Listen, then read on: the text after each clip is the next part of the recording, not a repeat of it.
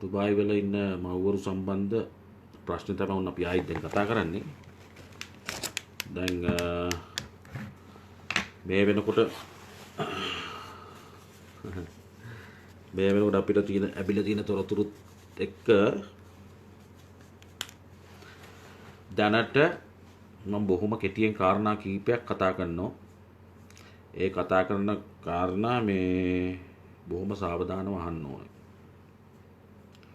පළවෙනි මේක තමයි දුබායි වල ඉන්න අය සමගි වෙන්න ඕන පළවෙනියෙන්ම.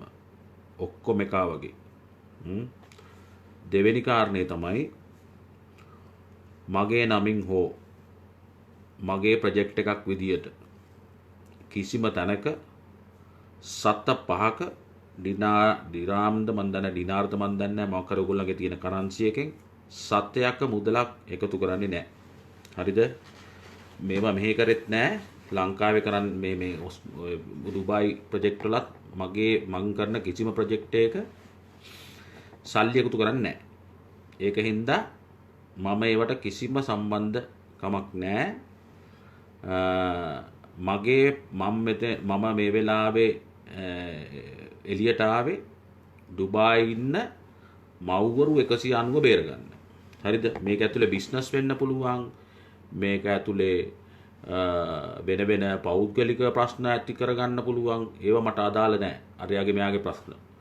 ඊළඟට මම කරන වැඩේ මං කාටවත් කියන්නෙත් නැහැ. ඒක මගේ හැටි. එක එක්කෙනාට කියන්නේ මං කරන වැඩේ මොකද්ද කියලා. මම ඉල්ලන්නේ ඕගොල්ලන්ගෙන් එක දෙයයි. දැන් 190කින් දැන් 75කට ආසන්න ප්‍රමාණය තොරතුරු අපිට ඇවිල්ලා තියෙනවා. ඒ 75 නම් මට හම්බෙන්නේ ඒ 75ට මම රැකවරණය අරන් දෙනවා. මම ඒ කියන්නේ එදත් කිව්වේ පටන් ගන්නකොටත් කිව්වේ එහෙමයි දැනුත් කියන්නේ ඒකයි. ඒක හින්දා මගෙන් ප්‍රශ්න අහන්න එපා. මම කියන එකට මට උදව් කරන්න. ඒක තමයි ක්‍රමේ. මගේ ඕනම මෙහි ඕස්ට්‍රේලියාවේ ඔය මේ ප්‍රශ්න වෙලාවෙත් $1 එකක් එකතු කරේ නැහැ. නමුත් අපි ඔක්කොම සමගි වෙලා අපි ඔක්කොම මේ ප්‍රශ්නේ දිනුවා. මම එතනදි කරේ මැද ඉඳලා ඒක මේව කරක විතරයි. නමුත් එතනදි ඕස්ට්‍රේලියාවේ ඉන්න හැම ජාතික සිංහල මුස්ලිම් බර්ග හැමෝම එකා වගේ සමගි වෙලා ඔක්කොම එකට එකතු වෙලා මාත් එක්ක මේ වැඩේට හයියක් වුණා. ඒකෙන් තමයි අපි ඔක්කොම මෙහි ප්‍රශ්න තියුණේම විසඳගත්තේ. මම ඇවිල්ලා ගොඩක් අනිත් අයට වැඩිය වෙනස් පුද්ගලයෙක්. ඒක හින්දා අපි මෙහෙදී $1ක්වත් එකතු කරපු කට්ටිය නෙවෙයි. ඒ වගේම තමයි මම කියන්නේ ඔයගොල්ලන්ට ඔයගොල්ලන්ගේ රටේ ප්‍රශ්නේදී කිසිම කෙනෙකුගේ සම්බන්ධයකට මම අඳුරනවා කියලා හරි මගේ අරා වැඩක් කරලා දෙන්නම් කියලා හරි සල්ලි අපි එකතු කරන්නේ අපි ඔය දිනාර එකකින් එහෙම නැත්නම් රුපියල් 10කින් 15කින් අපිට ඕගොල්ලන්ගේ එකතු කරගෙන කරන්න දෙයක් නැහැ. අපිට ෆන්ඩ්ස් තියෙනවා. සල්ලි තියෙනවා අපිට. ඒකෙන්ද ඒවා අපි කතා කරන්නේ නැහැ. කතා කරන්න එපා, කරන්නත් එපා. කවුරු හරි එහෙම කරන දෙයක් කරනවා නම් ඕගොල්ලෝ තරුණ ළමයි හැටියට ඕගොල්ලන්ට අනිවාර්යෙන් මැදිහත් වෙලා අනිවාර්යෙන් net fm බැලුම්ගල චරිත් නුවන් මේගොල්ලෝ ඔක්කොම මගේ යාළුවෝ ඒගොල්ලන්ට යවන්න ඕන ඩීටේල් මෙන්න මෙහෙම එකක් යනවා කියලා. ඒගොල්ලෝ මේවා හොයයි. ඒගොල්ලන්ට ලොකු හොඳ නෙට්වර්ක් එකක් තියෙනවා මේ ඩුබායි පුරාම. හරිද? ඉතින් ඒකෙන්ද මම චරිට්ටත් කියනවා ඕපන් එකක්.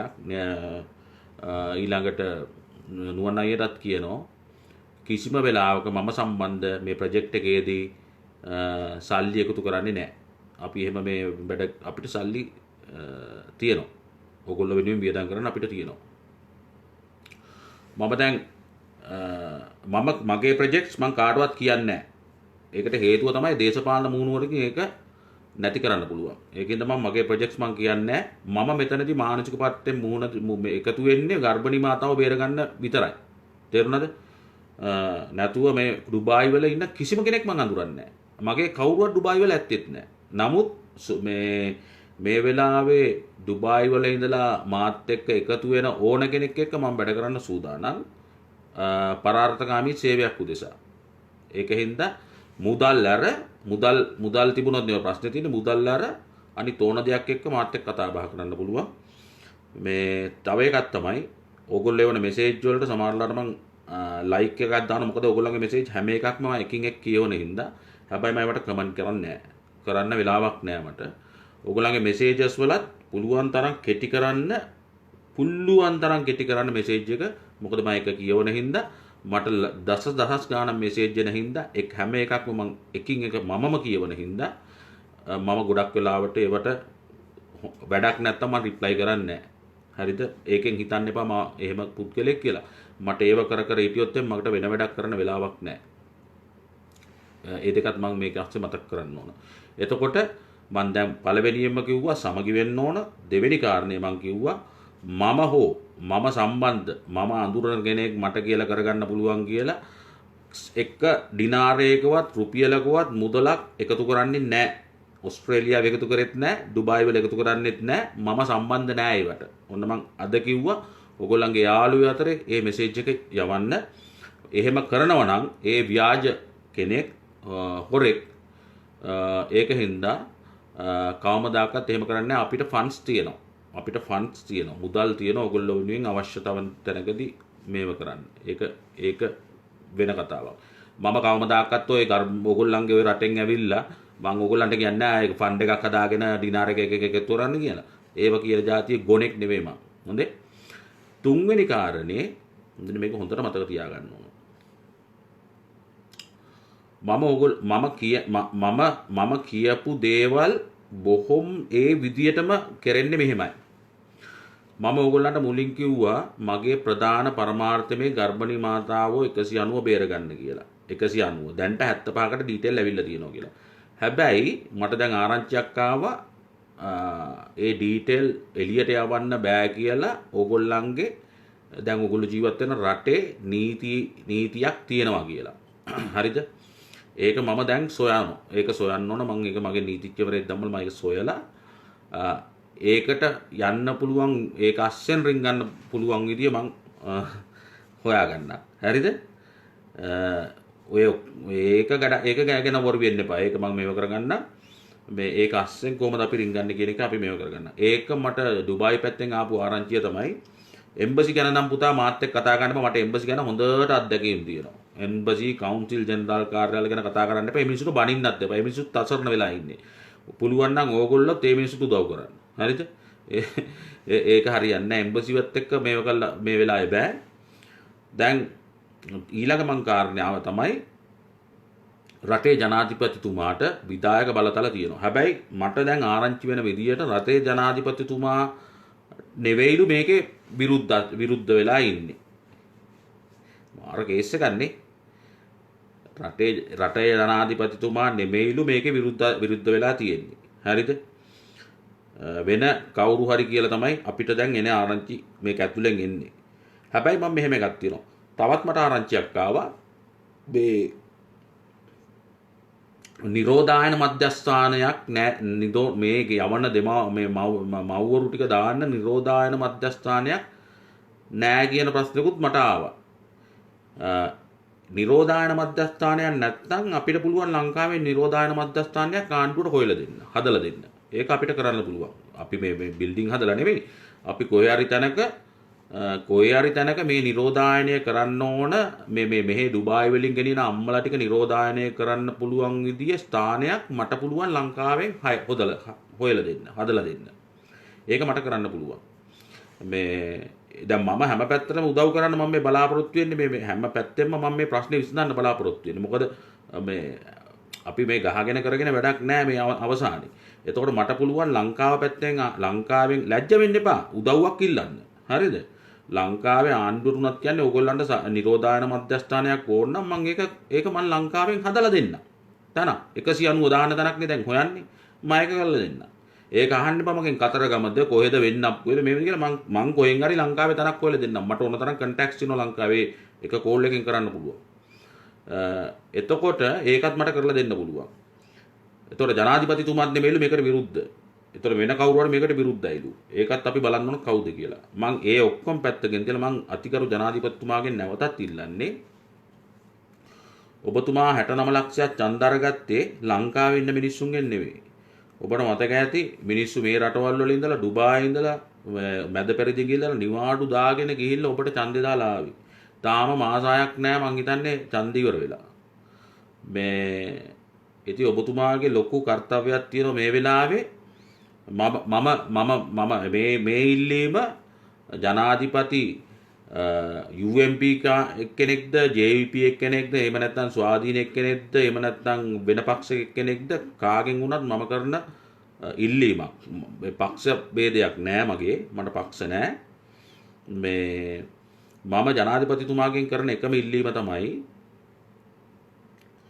ඔබතුමාට වැඩ කරන්න දෙන්නේ නැත්නම් කවුරු හරි අපි ඔබතුමාට සම්පූර්ණ සහයෝගය දෙන්න අපි සූදානම් ඕනම ක්‍රමයකින් ඔබතුමාට සහයෝගය දෙන්න සූදානම්. ඇත්තටම අපිටත් තිත්ත වෙලා තියෙනවා ලංකාවේ 225 ඔය ඉන්න. ඔය 225න් දැන්ටත් ඔය මේ නාම යෝජනාවල ඉන්න ඔක්කොම ටික ඇවිල්ලා මේ മന്ത്രിවරු සහ ඇමතිවරු පහුගිය අවුරුදු 20ක් විතර හිටපු මිනිස්සු. ඔය මිනිස්සු ආයිත් ආවයි කියලා කරන දෙයක් නෑ, කතා කර කර ඉඳී. ඔබතුමාට කැමති නම් හමුදාවෙන් හරි දමන්නේ දාලා ඔය රට කරනවා නම් අපි ඕන දෙයකට අපි සහයෝගය දෙන ලේස්ති. අලුත් මූණු එක්ක මේ තරහ වෙන්න එපා. ඔබතුමාගේ අයියා වුණත් මහින්ද රාජපක්ෂ මහත්තයා අයින් කළා හරි කමන්නේ. මේ ගමනේ යන්න ඔබතුමාට අපේ සහයෝගය ඕන නම් අපි ඒකත් කරලා දෙන්න සූදානම්. මොකද අපිට ඕනේ හරි සුරක්ෂිත රටක්. අපිට තේරෙනවා ගෝඨාභය රාජපක්ෂ මහත්තයාට වැඩක් කරගන්න බැරි තත්ත්වයක්. මොකද අපිට ගෝඨාභය රාජපක්ෂ මහත්තයා ගැන කියන්න අපිට බෑ. මොකද එතුමා දේශපාලනේ හිටියපු කෙනෙක්ුත් නෙවෙයි, හොරකම් කරපු මිනිස්සෙකුත් නෙවෙයි. ඒකින්ද අපිට ඒක එහෙම බොරුවට අපි මිනිස්සුන්ට කියන්න බෑ. ඒකින්ද මේ අපි අවුරුදු 5ක් ඔබතුමාට දීලා බලනවා. මෛත්‍රීපාලට දුන්නා නම් ඔබතුමාට අවුරුදු 5ක් දෙන එක මහ ලොකු දෙයක් නෙවෙයි. ඔබතුමාට අවුරුදු 5ක් දීලා බලනවා මේ කරලා අපිට රට හරියට හදලා දෙන්න. හමුදා පාලනයක් හරි කමන්නේ නැහැ ගෙනල්ලා මේ රට හරියට හදලා පිළිවෙලකට දෙන්න අලුත්ම මූණු ටිකකට. එතකොට ඔබතුමා කියනවා නම් ලංකාවේ ඡන්ද සම්පූර්ණ නැති වෙන්න අපිට ලක්ෂ 100කින් මේ ඡන්ද නොදා ඉන්න කියලා අපි ඒකත් කරලා දෙන්න. අපිට ඒක කරන්න පුළුවන්. මේ සිවිල් සමාජය අපිට එතෙන්ට හදන්න පුළුවන්. මේ අපිට ඕනේ කොහොම හරි කරලා මේ මිනිස්සු ටික ගන්න. ඊළඟට තව මට පැත්තකින් ආරංචි වෙන එක මේගොල්ලෝ දේශපාලකයා හරි කට්ටයි. හරිද? දේශපාලකයා විතර අංගිලපු කට්ටයෝ කවුරුවත් නැහැ. ඒගොල්ලෝ බලන් ඉන්නවා ඡන්දෙ කිට්ටු කරලා ඕගොල්ලෝ ලංකාවට ගෙනියන්න. හරිද? ඡන්දෙ කිට්ටු කරලා ලොකු හාව එකක් දාලා ඔන්න අපි ගෙනාවා කියලා කියපු හැටිය මේ කට්ටිය ගහන ඡන්දේ. තේරෙනවද? ඒක බොහොම ලොකු කේස් එකක්. ඒක බොහොම ලොකු කේස් එකක්. ඒ කියන්නේ ඡන්දෙ කිට්ටු කරලා ඩාං ගාලා ෆ්ලයිට් එක තුනක් දාලා ගර්භණී මාතාවෝ ටිකයි අර මේ ඔක්කොම හරි අපි ලංකාවට ඔන්න දැන් අපි ජයග්‍රහණය කරා කියපු හැටි අපේ කට්ටිය ගිහිල්ලා අනිවාර්යෙන්ම ගහනවා ඡන්දේ. හරිද? ඔන්න ඒක ඇවිල්ලා මේ මට හිතුන එකක් මේක පහු කර මේක හොඳටම ඇවිලි උඩට ආවට පස්සේ ෆ්ලයිට් එක තුනක් දාලා ගෙලින්ම ලංකාවට බස්සනවා.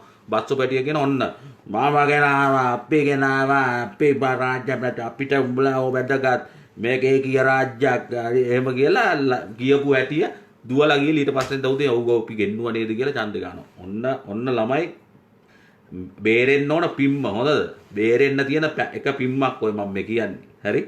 මතක තියාගන්න. මම මේ ඕගොල්ලන්ට මතක් කරන්නේ මොකද දන්නවද? ඕගොල්ලෝ ආයෙත් අහු වෙනව නැත්තම්.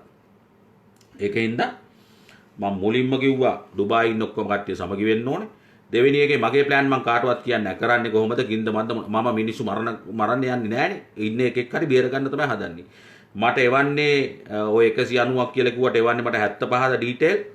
ඒ 75 මම අහන්නේ නැහැ අම්මා කවුද තාත්තා කවුද විසිටින් වීසා දාවේ කසාද බැඳලාද මේ ඒව මට වැඩක් නැහැ. ඒගොල්ලන්ගේ පෞද්ගලික ජීවිතේ. අපිට වැඩක් නැහැ අනුත් මිනිස්සුගේ පෞද්ගලික ජීවිත. ළමයි ඕව තමයි අපි ඉගෙන ගන්න ඕන. හරිද? ඒ පෞද්ගලික ජීවිතයේ මේ මිනිස්සු මොනවා කරගත්තත් අපිට වැඩක් නැහැ. ඔබ ගර්භණී නම් අපිට ඔබ එවලා තියෙනවනේ ඩීටේල් එක. මම ඒ රැකවරණේ හදලා දෙනවා ලංකාවට ෆ්ලයිට් එක යනකම්. ඒක ඔන්න බලන්න මගෙත් එක්ක යනවා නම් ඔන්න ඔය ක්‍රමයට තමයි යන්න ඕන ඉස්සරහට.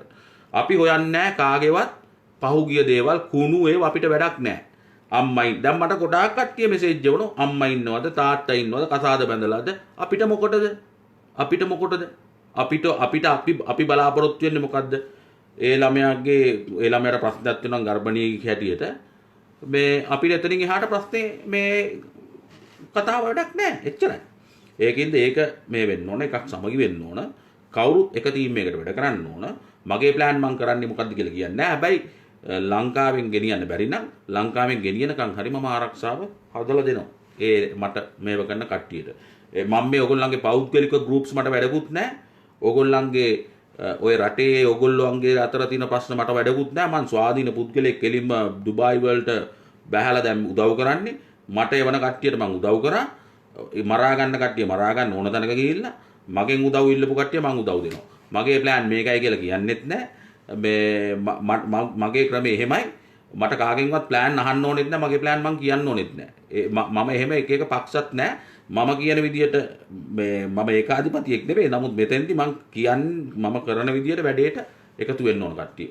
ඉතින් ඒකට එකතු වෙච්ච කට්ටිය ඉන්නවා. ඒගොල්ලොන්ට මම අනිවාර්යෙන් උදව් කරනවා කියන්නේ මුදලින් මම සතයක්වත් එකතු කරන්නේ නැහැ. ඩුබායි වල අන්න ඒක හොඳට මතක තියාගන්න. තරුණ ළමයි ඕගොල්ලෝ අනිවාර්යෙන්ම ඕගොල්ලන්ගේ මේව කරන්න ඕන. හැබැයි එක දෙයක් තියෙනවා. මේ ළමයි මම දැන් ඒකත් මම දැන් මේ ලෝයර්ස්ලා කීප දෙනෙක් එක දැන් ලංකාවේ ගත්ත ආන්සර් කරේ නෑ. මම කොහොම හරි අද ගන්නවා. එක දෙයක් තියෙනවා ළමයි මේ මිනිස්සු ටිකට මොකක් හරි එක මිනිහෙකුට හරි කරදරයක් වුණොත් ඔය මිඩල් ඊස්ට් වල ඉන්න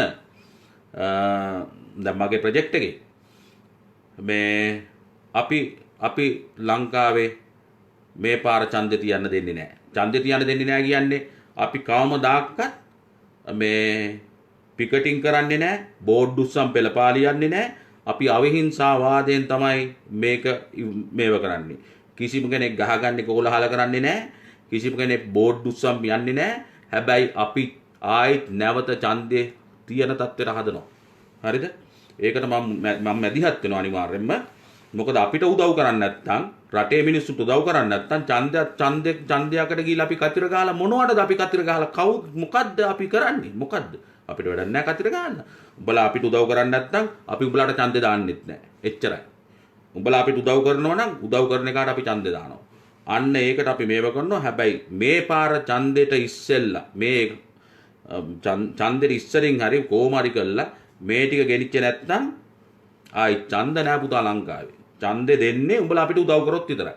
නැතුව කට්ටියකට මොකද මේ ඕනම රජයක මම මේ අද මීටිමෙත් මම කතා කරපු එකක් තමයි හැමෝම කතා කරපු එකක් තමයි ඕනම පවතින රජයකගේ වගකීමක් ඒ රටේ ඉන්න සිටිසන්ස් හරියට අම්මා තාත්තට තමන්ගේ මේ දරුවෝ බලා ගන්නවා වගේ වැඩක්.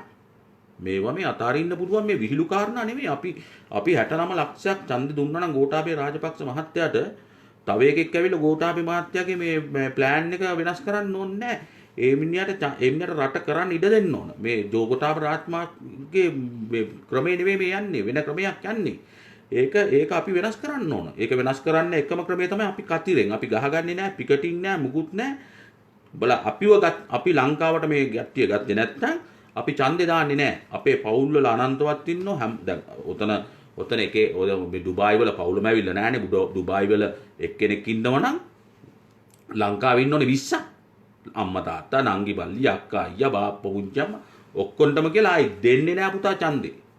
මම කොහොම හරි කරලා ලක්ෂ 100ක් කටු ගානවා. ඡන්ද කටු ගාවන ලක්ෂ 100ක්.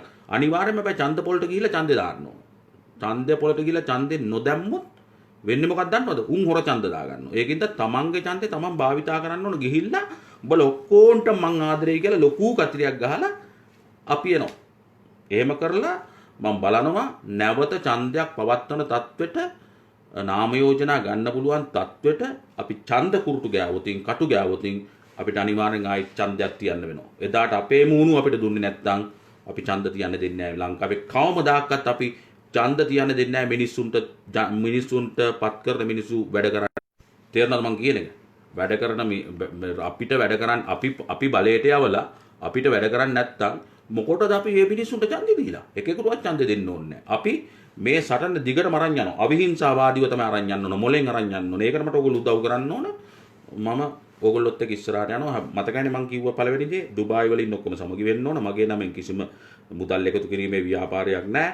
එහෙම තියෙනවා නම් අනිවාර්යෙන් net fm බැලුම්ගලට දැනුවත් කරන්න.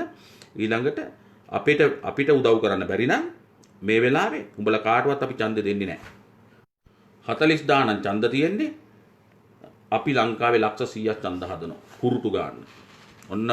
ඔන්න අපි සිවිල් අපේ කතිරේ බලය පෙන්වන්නේ මේ පාර තමයි. මේ පාර තමයි අපේ කතිරේ බලය මුළු ලංකාවටම පෙන්වන්නේ.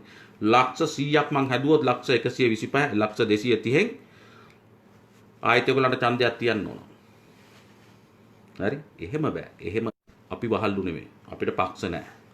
අපි නැගිටින්න ඕනේ අපේ කතිරෙන්ම අපි නැගිටිමු. අපේ කතිරෙන්ම අපි නැගිටිමු.